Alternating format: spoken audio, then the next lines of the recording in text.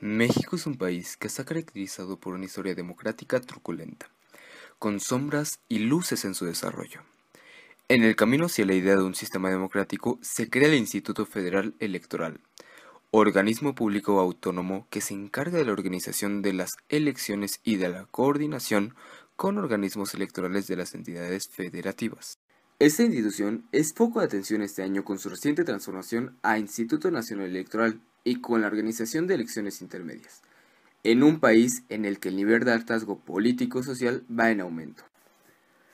En la actualidad, uno de los sistemas de organización política más difundidos en el mundo es el sistema democrático. Lo que siempre se nos dice de la democracia es que el poder está en el pueblo y es otorgado por el mismo. Al final la democracia es un mecanismo, el mejor mecanismo que ha habido para formar gobiernos a través de la mayoría. Bueno, idealmente entendemos por democracia que como el tipo de régimen político en el que el pueblo manda. Se puede ver desde muchos enfoques que tiene uno que es formal o procedimental, ¿no? Un conjunto de procedimientos para formar decisiones colectivas a través de elecciones. Pero también tiene un sentido sustantivo la democracia, un sentido de contenido. Ciertos contenidos que tienen que ver mucho con la forma de gobernar, ¿no? Además de un régimen político y una formación jurídica, una forma jurídica, es también un tipo de sociedad, una forma de vida. Sin embargo, con el progreso de las sociedades modernas se han añadido derechos y obligaciones a los ciudadanos y existen nuevos elementos que van de la mano con el poder que ejercen. Pero hay de todas maneras un acuerdo común sobre un conjunto de derechos que independientemente de las formas que uno elija, de las opciones que uno elija, esos derechos deben de ser maximizados o potenciados, no regresivos, sino si cada vez ganamos derechos, vamos a ganar más derechos, ¿no? O sea, ese sería el sentido de una democracia, de una sociedad democrática. No nada más reducir la democracia al hecho de organizar las elecciones y votarlas. Y junto con los derechos que tenemos como derechos políticos, por ejemplo, el derecho de sufragio, están otros derechos o subderechos muy importantes, sin los cuales el ejercicio de los derechos políticos pues quedan cortos, por eso que implica otros derechos, otro ejercicio de derechos. Solamente así podemos en realidad pensar que todos esos derechos que vamos ejerciendo, manifestación, reunión, de libre pensamiento, de derechos políticos, ser votado, ser votada, ¿no? Todos esos derechos son consustanciales a las personas, coadyuvan a desarrollarnos como ciudadanos. Aunque se tiene un concepto común de democracia, conocido en las diferentes regiones de todo el mundo, la forma de aplicarlo varía entre países debido a cuestiones sociales y culturales individuales. En el caso de México, la construcción de la democracia ha sido un proceso largo y que lentamente da esbozos de desarrollo y progreso, pero que ha marcado una diferencia importante en el ejercicio de la participación ciudadana en las decisiones del país con respecto a otros países de América Latina. Para entenderlo, es necesario comprender la historia de México. Haber llegado a la construcción del INE es haber pasado por toda una construcción democrática. Se crea básicamente por la desconfianza que hay de la población hacia las elecciones. Anteriormente el propio gobierno a través de la Secretaría de Gobernación organizaba los procesos electorales, realizaba el conteo, daba validez a los resultados, etc. Hay varias cuestiones importantes, yo creo que todas se van relacionando, ¿no? El 68, el 88, el 94, el 97. Estos antecedentes mermaron la confianza de la ciudadanía hacia el sistema electoral. Ante la necesidad de una institución autónoma fue que se creó el IFE. Sobre todo a raíz de las elecciones de 1988 que fueron muy cuestionadas, se decidió crear un organismo supuestamente independiente, integrado por consejeros ciudadanos, que diera un mayor grado de confiabilidad al proceso electoral y a sus resultados. El IFE fue un parteaguas político, no solamente porque abrió la puerta a la participación electoral de la población, sino porque integró a ciudadanos independientes en su estructura.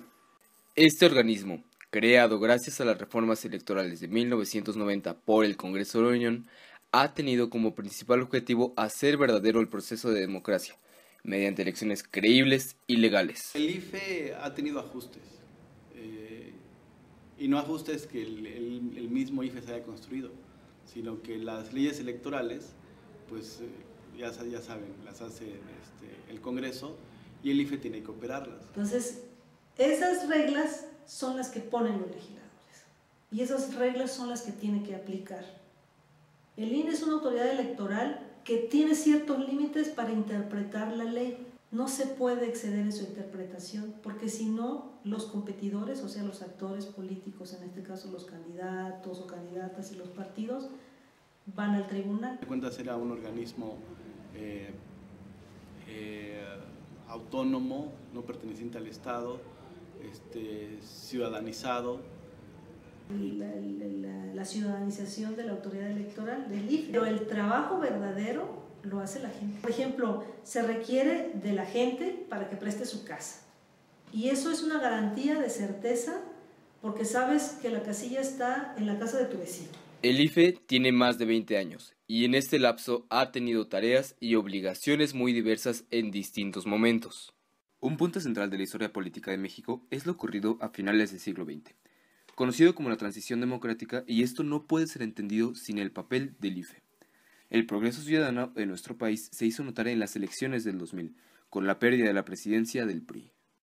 Gracias al gran cambio que se dio en estas elecciones, el recién creado IFE enfrentó uno de los retos más importantes. Por principio de cuentas, yo no estaría muy seguro de que la transición democrática fuera nada más en el año 2000. Si vemos un poco el contexto histórico, desde la reforma electoral que hay en 1977, cuando se permite la legalización de nuevos partidos, la mayoría de izquierda, para responder a las inquietudes del momento, ahí podemos decir que empieza precisamente un proceso que va llevando a que partidos de oposición empiecen a obtener cada vez mayores triunfos electorales. El PAN gana una gobernatura en los años 80, se van ganando cada vez más presidencias municipales, aumenta el número de diputados y senadores de partidos que no son el PRI, y en 1997 el PRD gana el gobierno del Distrito Federal.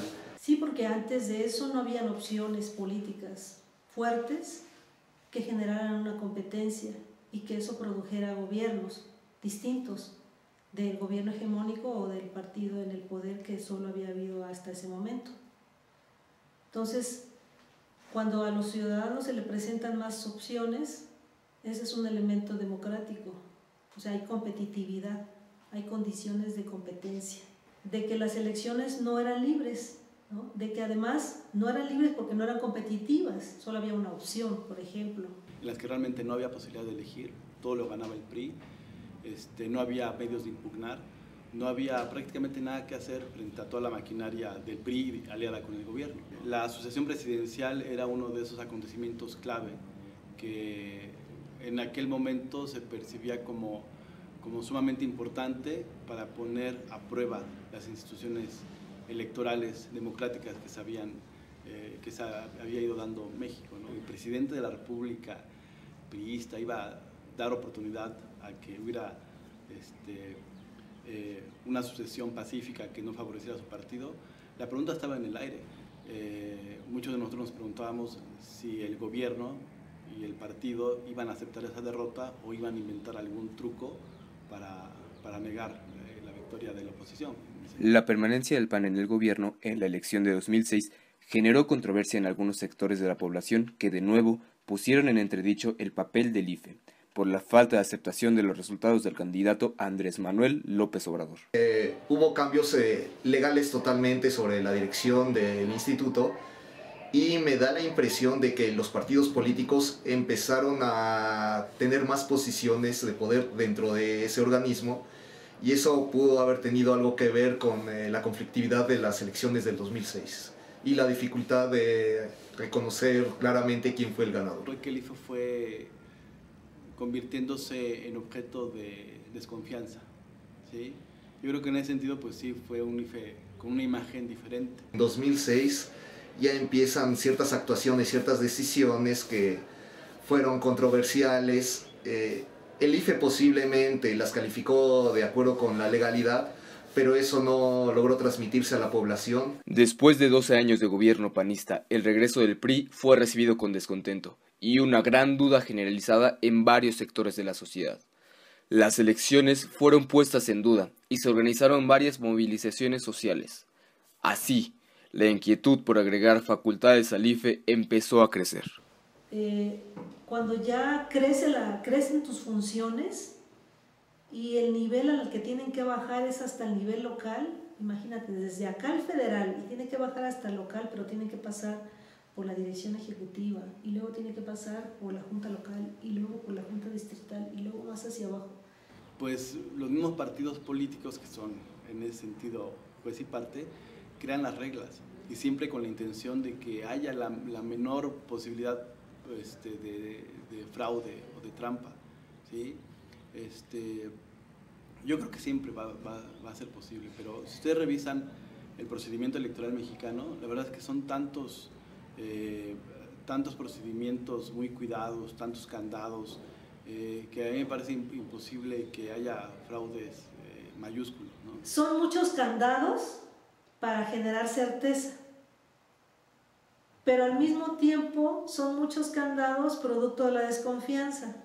Otros actores democráticos son las ONGs, los observadores electorales y los medios de comunicación, que gracias al poder que han ganado en la actualidad, debieron ser considerados en las funciones y regulaciones del INE. En las democracias, los medios de comunicación tienen un papel muy importante, pero también tienen que ser contenidos, porque la libertad de expresión no puede ser, ¿cómo se puede decir? Ilimitada. ¿Por qué? Porque llega un momento en que esa libertad de expresión puede generar la conculcación de otros derechos. Que, por ejemplo, ahora el INE creció mucho en facultades. Después de la experiencia del 2006, en 2007 se volvió a replantear el sistema de comunicación política y es... Por lo tanto, el Instituto Nacional Electoral se enfrenta al reto de mejorar la confianza que los ciudadanos tienen sobre este, así como en los procesos electorales que se tienen en el país, con una visión del progreso democrático que debe haber en un país. Ya vemos que en México ha habido muchos procesos de descomposición social que no se veían tan claramente cuando el 88, el 94, el 2000, ¿no?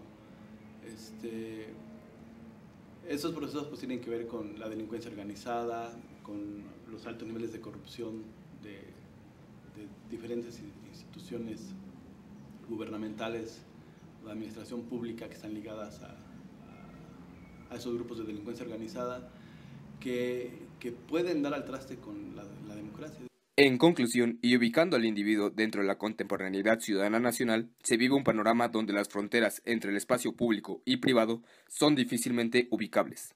Así pues, la pluralidad cronológicamente construida llega a niveles tan complejos que existen diversas vertientes de percepción con respecto a la libertad que un actor posee en relación con la sociedad misma. Es por ello que existe el Instituto Nacional Electoral, ejemplo y sustento del sistema democrático de nuestro país y principal órgano para la organización de elecciones federales y locales. Su reciente transformación del IFE al INE es el reflejo de la búsqueda por modernizar, pluralizar y ciudadanizar al sistema político nacional, en la búsqueda por ofrecer elecciones más limpias y justas, donde los ciudadanos tengan la plena confianza de que su voto es considerado totalmente. De esta manera, aunado a los cambios que nuestro sistema político ha sufrido, todo el diseño, planeación e implementación de cambios fundamentales en su estructura no serían posibles si no se cuenta con una ciudadanía activa. Este tipo de ciudadanos deben estar interesados en formar parte de la toma de decisiones en el país, de exigir el respeto de sus derechos, cumplir con sus obligaciones y demandar aquellas reformas que considera necesarias para su bienestar.